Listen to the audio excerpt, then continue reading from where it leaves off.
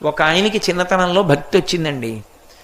ఆయన తీర్థాలకు వెళ్ళాడు, పుణ్యక్షేత్రాలకు వెళ్ళాడు, స్నానం చేశాడు. ఒక ఆయన సరి అయిన మార్గంలో నడవలేదు. కానీ వయసు ఉడిగిపోయిన తర్వాత తెలుసుకున్నాడు, అరే రే తీర్థం ఎంత గొప్పదిరా, ఎప్పుడు చేయలేదు నేను తీర్థస్నానం, పాడు చేసుకున్నాను రా అని బాధపడ్డాడు. ఇప్పుడు ఎలా మళ్ళీ కిందకి వెళ్ళగలడా? ఓపిక వస్తుందా? వెళ్ళి స్నానాలు చేయగలడా? చేయలేడు. ఆయన ఆర్తి తీర్చడానికే తీర్థములన్నీ తులసి కోట మొదట్లో ఉంటాయి. ఇప్పుడు ఆ నీళ్లలో, తులసిలో నీళ్లు పోస్తే ఆ మొదట ఉన్న మట్టి అందులోకి వస్తుందా?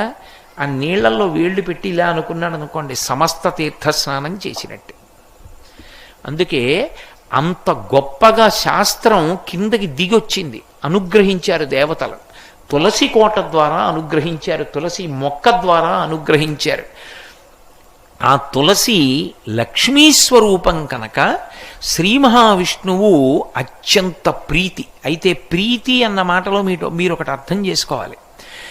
ఆయనకి తులసి అంటే ఇష్టం, రావంటే ఇష్టం లేదు, అలా ఉండదు. ఒకటి ఇష్టం అంటే ఒకటి ఇష్టం లేదనేనా కదా దాని అర్థం.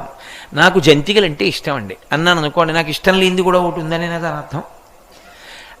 మీకేమి ఇష్టం అండి అని అడిగారు అనుకోండి, నేను నవ్వి నాకు ఇష్టం కానిది లేదండి అన్నాను అనుకోండి, అన్నీ ఇష్టం అని అర్థం కాదు.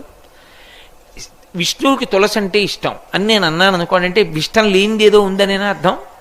ఓటి ఇష్టం లేనివాడు విష్ణువు ఎందుకు అవుతాడు? పరమేశ్వరుడు ఎలా అవుతాడు? ఆయనకి ఇష్టం కాదు తులసి. తులసి మన అదృష్టం. ఎందుకో తెలుసా? లక్ష్మిని నారాయణునితో చేర్చడం కళ్యాణము ద్వారానే సాధ్యం.